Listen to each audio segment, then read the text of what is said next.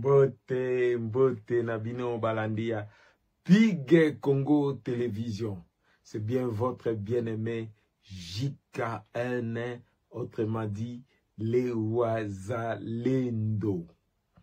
Vraiment, Nazane Sengo Mingi, ya koleka lisusu na caméra ya Big Congo Télévision, pona kopesa bino ba nouvelle ya mboka ndenge nini makambo ezali koleka.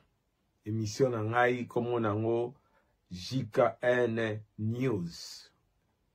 Pona kobanda na zongisi matondo mingi pa ya le maître des circonstances, le Seigneur Jésus-Christ, ou azali bongo maître ya circonstances, peut mettre ya temps. Sans Jésus-Christ, vina biso ezana sens te. Yango moni Bible ezo parler biso que Christ a nous l'espérance de la gloire. Yaka ezakaka Yesu mutapesaka espoir. Ngai na kopesa yo espoir, mais le mususu atanke mutamokele na kukiko bebisa. Mais Yesu abebisa kate. Yesu azali moninga malamu. Yango tangu nyonso avato bande mission na biso, to zongisaka, to pesaka ba merci mingi, ndenge Yesu Masi apesi biso grâce ya ko passer na émission na ba caméra na biso ya Big Congo Télévision. Bongo na pesi lisusu mbote pa ya le colonel Freddy Lumbwena Dio. Freddy Lumbwena Dio pa yozali na Zoezwe na Switzerland kamata mbote na yo. Na pesi lisusu mbote na grande dame oyo azali mwasi kati na basi Janine Amba oyo azali bongo femme forte.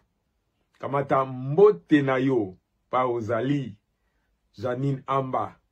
Na pesi susu mbote pa ya Fifi Longo, mama Fifi Longo, wazali bongo motema ya Dominika. Kamata mbote na yo. Na pesi susu mbote pa ya mama Regine Mosaki, femme forte.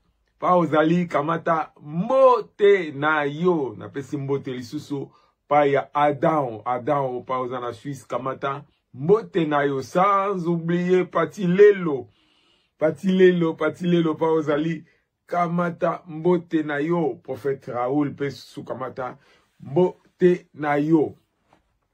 Émission lelo ndenge na lobaka tango nyonso bapesa ngai ka bobele 15 minutes na réalisateur na biso Rangi apesa biso kaka 15 minutes. Bongo toza na caméra, toza na Kamel Mambu kamata lisusu mbote na ozosala musala kitoko Kamel. Ozosala musala kitoko. Même Rangi na réalisation azosala musala kitoko. Prophète Raoul pa ozali na Birmingham kamata mbote na yo. Émission lelo ezali émission eza ya koyinda. Makambo za koyinda penza o balobaka koyinda. En effet, na bandi émission na biso des semaines passées, to lobelaki la main tendue oyo ya président Fachi à l'endroit ya Kagame. To lobelaki main tendue wana ezali nen toloba eza faiblesse te. Soki to sali to landa to zongi sima yango nyonso biso to zoloba nini Félix a sauvé le Congo. Pour plan ya balkanisation ya Congo ezalaki déjà en marche. Makambo belé ya Congo ezalaki ya kobeba.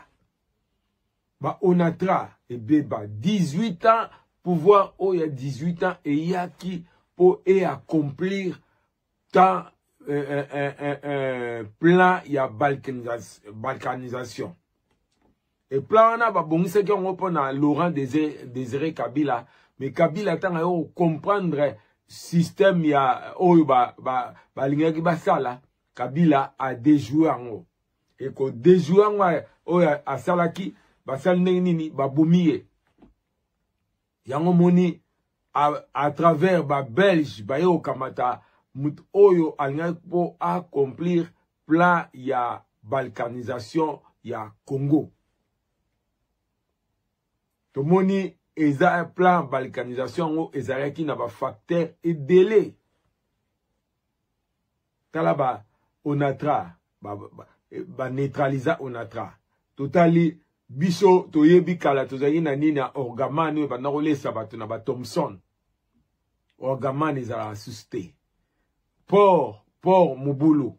Tokota tala ba compagnie belé oyo l'état zaki na ngo ba nakotsa mbongo tout par terre. Et plein de balkanisation et ça là que ba brader voire même Gécamine.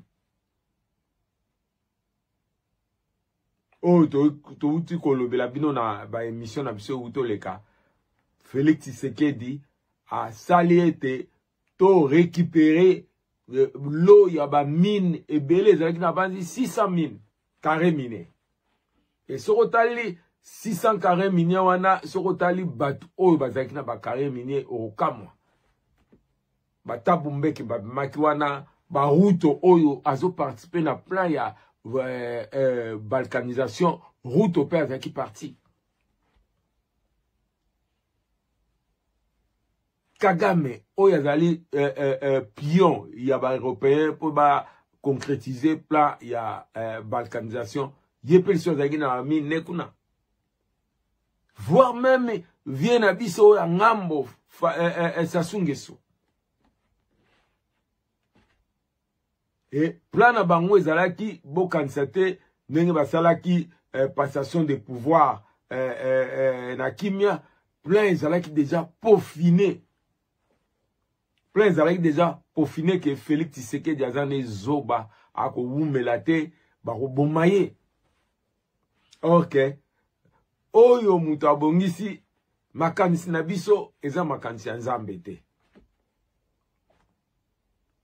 Bango bakanisaki ke Félix akosuka kaka 2 ans moko boye babomiye ale mukonzi ya plan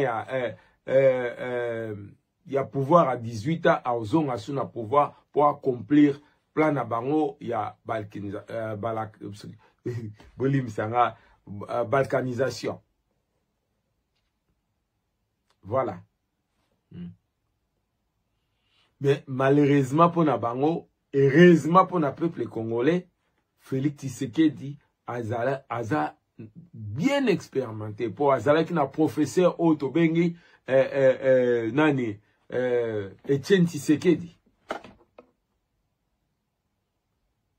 Etienne Tshisekedi a préparé qui Félix Tshisekedi a tiaki mutazamanda ko s'occuper na IDPS na relation internationale ezalaki Félix Tshisekedi azalaki na bandi soki adjoint na ebité na Bosani mais aza parmi oyo abanda ko salake azoko kende ko bongisa ba relation ya IDPS na communauté internationale. Et tant à continuer à pouvoir, il fallait aye comprendre ki makambo alobi ke soki kaka na lobi ke na ke mbala moko ndengwana e kozala danger. Asal ndenge nini yango to mona ki abanda ko voyager tant nyoso ko kendaka États-Unis ko kendaka France ko kendaka bamboka ebele pona nini po abongisa plan na ye oyo akroye ko kweyisa régime wana bien pour régime il y a 18 ans brassage na armée na biso ba dongolo miso ba étranger ba kota ki délai na armée na biso boka moite tant bomoni bazo botola ba nini ba mboka wana parce que armée na biso na kati ba étranger bazala ki belé. Yango moni Ernion sur Félix a sauvé le Congo. Tant bazolo ba brassage, Félix azo boya makamwana tamuke. Yo kansi bitumba, penza bitumba. Et que armée na biso soke za la malamu. Yo kansi goma na banga bazwam. Banga bazwa goma te. Bukaf banga bazwa te. Bazui ba ville wana pona nini. Armée na biso bazo battre en retraite. Bazo kende. Bazo tika mboka wana bazo kota facilement. Eza ndenge moko ndenge afdele kota kiti na Congo. Félix Tshisekedi aza mayele. À comprendre en gros très bien que avant tout il faut ameka ko chambouler makamu na kati ya armée. Ameka ko somba ba armée. Ameka ko tinda bana mboka atinda bango na formation. Ameka ko somba ba équipement militaire.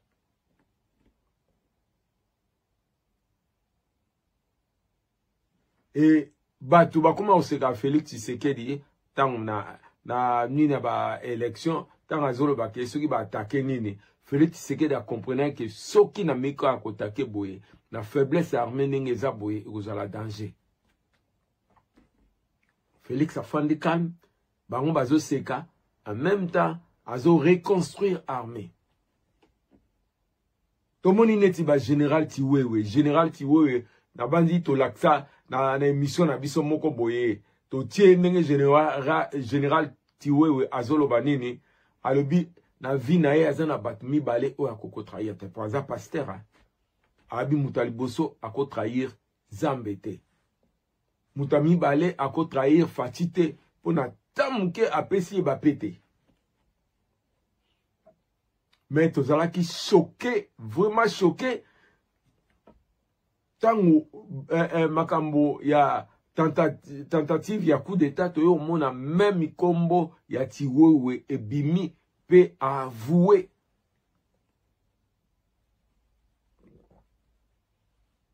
Donc Kanambe azalaki na armée na biso na maboko alongwe pouvoir mais atikaki ba pion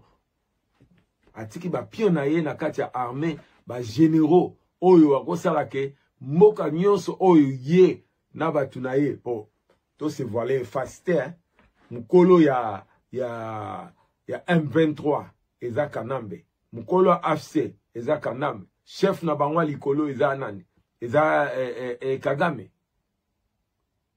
C'est comme ça. Toko que se voiler la faste to lobine vérité. Donc ne tozoloba président Félix même na manana liboso asalaki ndenge nini alandi ndenge nini Bible na Bible ezali apesi mboka na maboko ya nkolo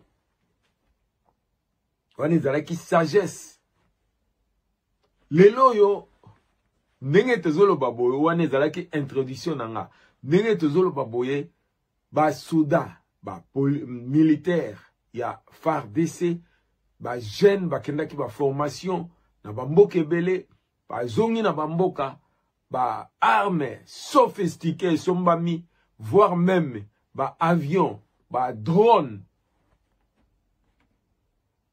et armée ekomi prête pour bundela mboka sikoyo po ba dongolo miso ebele bakangamaki déjà et ba wazalendo na kata terrain oyo baza dernièrement na émission na biso totiaki na banzi na début année oyo totie ndenge nini Kanambe apesaki ba mbongo ebele po te ba wazalendo soki M23 na AFC balingi bakota na ville Songolo ba déposer ba arme bango bakota mais to monaki ndenge nini ba vaya wazalendo wana basalaki ndenge nini ba bimisi mbongo wana bazolakisa ndenge nini Hippolyte Kanambe asalaki po corrompre bango.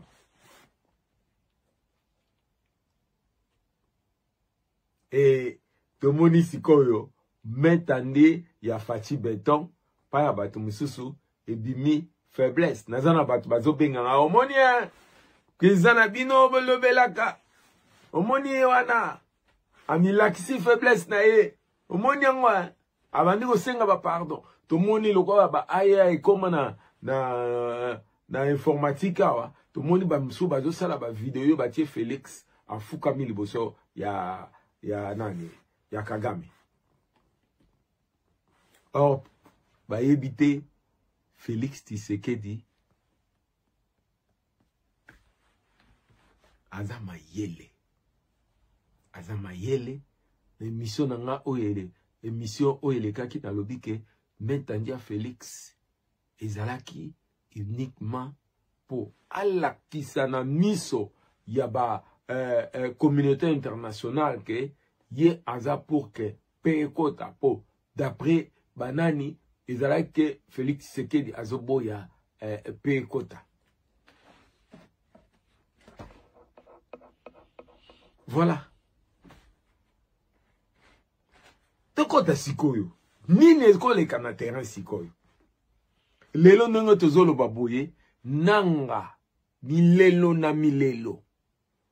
Ne tozolo nanga milelo na milelo. Asali conférence de presse.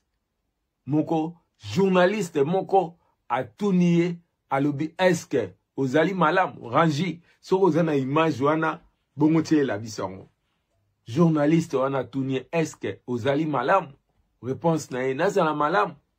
Naza malamu te, naza andey. Bazo bombarder population.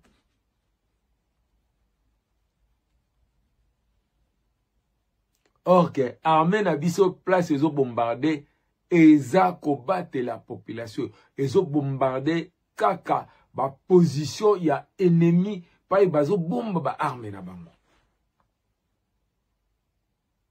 Avant-hier ou bien lobby avion moko ebete kaka tour likolo ya Goma. Mais na ebisio panique générale.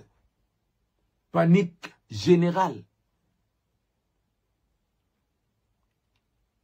Donc nenge bazawana bazola la lisusu na ba place balala kate ba Makenga ba nanga ba bisimwa ba na résidence na bango bazo ta kulala kuneza lisusu te. Fatibe baza kolela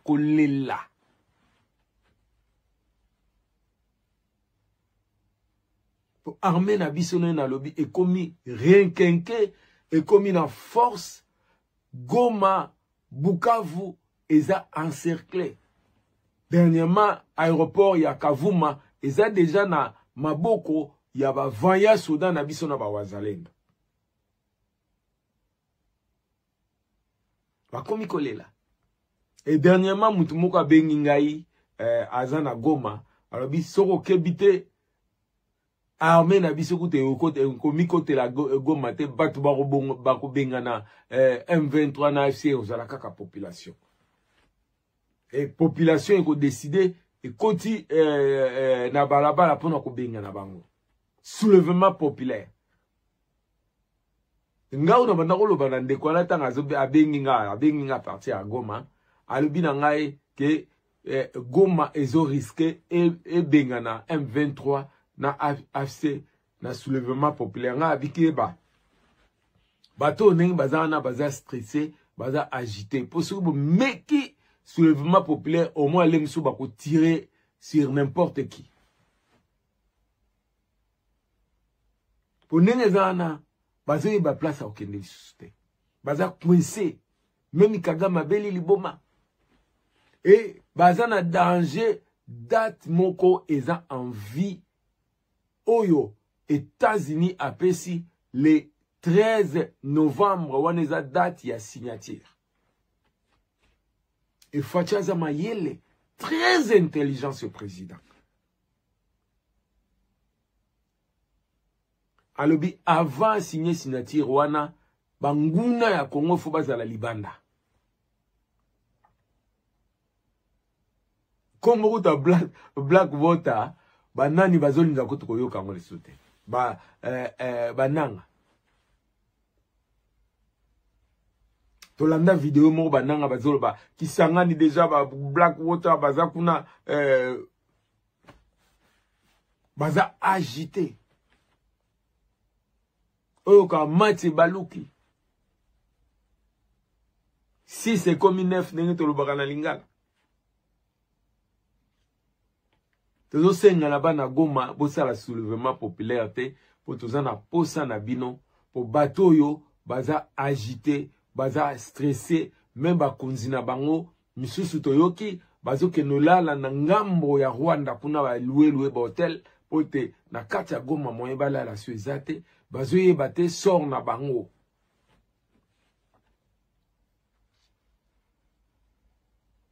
Voilà. Et on a bandao sur nande komoko azolo ba président oyo pour le moment élection ezalanante président abongisana mboka. Bato bazolo ba Félix asali le côté tala bino moko ba rocade oyo ezoke ndeti na kotansele. Sans qu'on compte ba aéroport et salami kisangani kolwezi ba aéroport ozo salama tina kini bokomona ba aéroport ba université et ndeko na biso confrère moko alangi mayele asali ndenge nini azobenga Félix incompétent atie ndenge nini ba université komi kitoko atie ndenge nini université zalaki mabe na pouvoir oyo ya 18 ans contracts fatide ngana ga mwana na nzambe so nazolo baboye na yebitina Fachi aza nzambe. Fachi aza nzambe. Tala ba tentative nyonso basali po baboma est-ce que simbi. Dernièrement avion kita na aéroport babomi balongoli courant, bakati courant.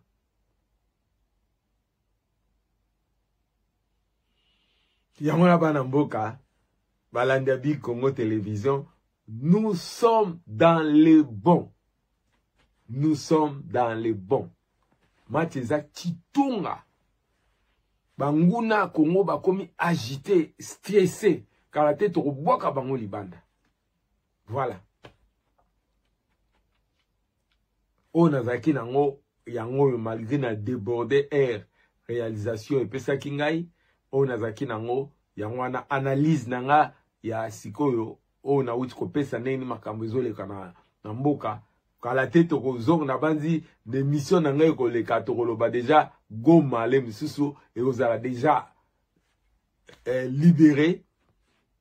Pamba tene toujours la population Goma ezolinge ça la soulèvement au biso toujours te ya bango ba ça la soulèvement te batwana ba ko pakata mango bango moko. Tala kuta avion pamba kuta leki likolo tala ndenge ba komaki agité. To ko mona ba msu ba lobi eza avion ya Emirates. Ya ezokende Dubai, bamsu balobe eza avion belge. Ok, biso to sito kanga espace wana aéroport wana salaka lisusu te. Muto ameka kaka me okitsa avion kuna koyeka. Dernièrement, ba avion na bango wana ko mema banini ezaki abati. Voilà. Mabanzi na sukisi boye. Merci mingi na ba nyonso balandi analyse na ngai. Et là, on a osenga na bino, bo s'abonner na chaîne na biso, pour na ko soutenir biso, toza vraiment na ba projet ebele, ya ko sunga ba dimini, toza na déjà na ONG, to bengi na kombo ya ONG ya Mama Elisa, kalate to kosala sumususu, pour na ko aider ba shege, ba na ya balabala, mais pour na kosala ngo, toza na posa, bo soutenir biso, bo liker ba émission na biso, bo partager ba émission na biso, po te to kokisa ba projet na biso. Toza na ba projet msu ya ko aider ba jeune po bazwa musala. Toza na posa tozo ko investir ko luka ba jeune o bazana misala te, to pesa bango misala. Voilà. Na suki boye, na pesi lisusu ba ndeko nyonso balaninga mbote na bino na pesi maître Moïse pa uzali kamata mbote na yo Trésor Ngunga kamata mbote na yo Christophe kamata mbote na yo na pesi lisusu Janine nazongeli sikopesa yo Jani Namba Kamata mbote na yo na suki boye rangi balancer aux anango toleka Poudrier sans pitié salopard. Là, on va récupérer toute l'intégrité qu'on a perdue. Oui, c'est ça. Vous parlez de la force aérienne, c'est ça. Ah. Wow.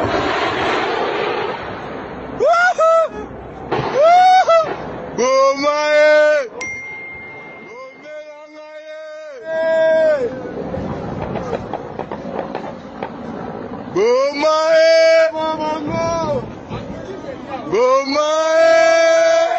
Bomae! Boma Bango! On vous a dit, c'est ça. Ah, c'est la force. On vous a dit, c'est la réalité. Ouais, ouais. Oui, oui. On vous a dit, c'est ça là. C'est ce que vous cherchez depuis longtemps. C'est pas de nos fautes, c'est aller demander. À...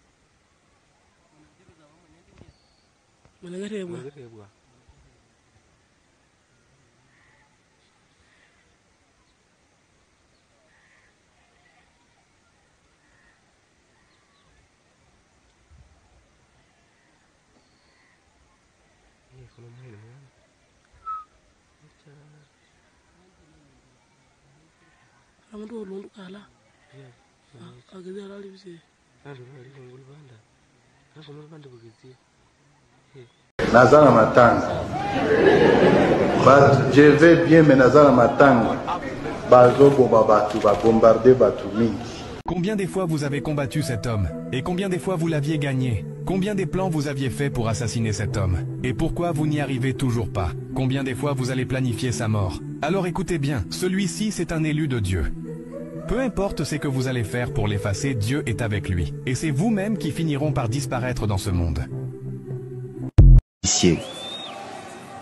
Dans l'est de la RDC, les habitants retiennent leur souffle. Plus de 7000 soldats congolais et leurs alliés ont atterri à Kalemi, direction Uvira, puis Goma et Bukavu, bastion du M23. Une contre-offensive massive se prépare alors que les rebelles, eux aussi, se réorganisent. Simon Redier, Lionel Bellon. À l'heure des négociations de paix, un nouveau front de la guerre sera-t-il bientôt ouvert dans le sud Kivu? La militarisation de la zone le laisse penser. Sur cette vidéo amateur, des soldats de l'armée régulière, les FARDC, montent dans un bateau à Kalemi pour rejoindre Uvira par le lac Tanganyika, c'était vendredi dernier. Ils reviennent dans la zone qu'ils avaient fui en février dernier. Ici, à Uvira, des hommes au premier plan regardent au loin des camions de militaires qui filent plus au nord, vers la plaine de la Rusizi, vers le front. Selon des sources, ces soldats FARDC s'installent à la fois sur les collines qui entourent la ville, puis plus près du front, plus au nord, vers Kamanyola, cité charnière. La ville d'Uvira est aujourd'hui tenue par l'armée régulière congolaise et les Wazalendo, leurs supplétifs que voici. Et eux sont prêts à en découdre, loin des discussions d'accord de paix. L'armée congolaise, c'est une armée qui est là pour garder sa population. ensemble, nous allons faire des opérations conjointes pour chasser l'ennemi à Bukavu. Ça, ce n'est pas une menace, mais plutôt, ces militaires qui nous arrivent, ce sont des hommes qui sont venus à la protection de la population d'Uvira, qui sont venus renforcer les Wazalendo, afin que la paix se rétablisse davantage. Le porte-parole de l'AFC M23 dénonce sur les réseaux sociaux un mépris flagrant et une insulte directe aux pourparlers de paix en cours. Mais le M23, lui aussi, a fait venir des troupes à Bukavu. Cette photo est prise par un habitant. On y voit des dizaines de soldats au port de Bukavu, arrivés de Goma par le lac Kivu. Tous les signes d'une confrontation prochaine sont là avec ce renforcement militaire des deux côtés. La peur s'installe dans la population. Cela prouve combien de fois que les violences aussi vont augmenter, l'insécurité prend encore les records et cela nous fait en sorte que la population commence à s'inquiéter et d'autres commencent même à se déplacer vers Burundi parce que quelque part ça prouve que n'importe quand il peut y avoir encore des décrochages entre les militaires du M23 et ceux de l'FARDC. Uvira et ses environs comptent plus de 40 000 déplacés, certains partis au Burundi, d'autres entassés dans des écoles ou des églises. On se demande maintenant s'il y a encore éclatement de la guerre, où est-ce qu'on va aller? C'est ça le traumatisme que nous traversons ou que nous survivons actuellement. Si les affrontements reprennent, des milliers de personnes ne peuvent plus s'abriter. Pour l'instant, ces derniers jours, des échanges de tirs ont eu lieu ailleurs, au nord Kivu, près de Walikale, entre FARDC et M23. Et c'est dans ce contexte de guerre. Mes amis, je vous salue. Mais permettez-moi vraiment, je vais le faire en lingala. Je vais m'adresser aujourd'hui à un homme. Un homme qui est devenu criminel, pas devenu parce qu'il l'a toujours été, mais qui est devenu errant, comme Kaina. Il s'appelle Hippolyte Kanambe, alias Joseph Kabila. Monsieur Joseph Kabila, ici que vous allez sur la Kenya, nous avons sans opposition. Nous avons une question. Monsieur, vous avez dit vous avez Congo calmete. Aux eu pouvoir 18 ans accidentellement. Au nyongi biso pendant 18 ans, au s'enrichir au komi au komalelo. Organiser des élections en mascarade. À plusieurs fois battu, à plat de couture. Tu n'as jamais voulu reconnaître la vérité des urnes. Il y a souka soi-disant, ok, vous savez, il y a une négociation na yo. Na o musu swaza kuna suki nanga. Vous savez, batouillage na bino, bo BBC, tout, bo revoye bo sala. Kaka bino mo bo tout bela, auto ju pouvoir toper Sinati Sekedi. Personne n'était là derrière vous pour Kangabino pour vous triquer, pour vous salamamouyi, binabino na désordre, nabino bo salaki. Personne n'était derrière vous pour vous dire bo salaboui. Si vraiment c'était la vérité des urnes, pourquoi il fallait pas, pourquoi vous n'avez pas respecté tout de suite la volonté de notre peuple? Vous savez, déjà vous avez un imposteur. Et aujourd'hui, yo Kabila ndolungo comme aloko landeti. En sauveur, au réunir soi-disant l'opposition à Kenya. Pour faire quoi? Pour renforcer la rébellion na AFC na M23 pour pouvoir avoir des armes. Bobo malisuka peuple déjà bozo bomé kokina noté. Yango to kufamba la boni pona bino bakabilo yo. Moka ya bino. Nous tout à l'heure, pouvoir, nous le peuple, nous sommes là comme des observateurs, et derrière tout ça, le peuple croupi dans la misère, la plus extrême. Franchement, naïbité que sommes-nous devenus Congolais Ngoyo. Naïbité. J'ai dit ici bravo quand même à opposition, Baboyago Kende. Je salue vraiment, franchement, avec beaucoup de respect et d'estime, ma papa Fayoulou. Bravo. Bravo. Ne suivez plus cet imposteur. Mais ce type est à perte de vitesse. Andoki. Vous voulez quoi, Kabila? Laissez-nous un peu tranquille. Laissez-nous un peu tranquille respirer. Qu'avons-nous fait au bon Dieu pour mériter Moutoua Kabila Oyoboué? situation c'est toi. Car Yomoko Ganga, oh, Tshisekedi n'avait pas gagné les élections. Oh, Tshisekedi n'avait pas gagné les élections. On a passé l'élection. Et l'autre, la Nanga. Mais vous êtes des imposteurs. Vous avez trahi la nation. Vous avez batamayele. Vous avez même la vérité parce que c'est une honte pour vous. Vous avez trahi la nation. Mais, oh là là, mais. Monsieur Kabila, je vous demande solennellement, laissez ce pays tranquille. Ozaki président, au salo au sala, aucun sous la rébellion, au pouvoir. Mais qu'est-ce qui se passe dans Moutou Nayo? Pia vous avez koko, ba milliards bignos et kokité. Je demande à l'opposition vraie, ne soutenez pas cet imposteur, ne soutenez pas ces criminels. Batunyo Soba au soutenir, c'est que vous êtes les ennemis de notre peuple. Regarde aujourd'hui ma tata Pogno, j'ai vu ma tata Pogno. Qu'est-ce que vous avez... Oh là là, ce pays, franchement, ce pays n'a pas de chance. Qu'avons-nous fait aux ancêtres? Hein? Merci mes amis.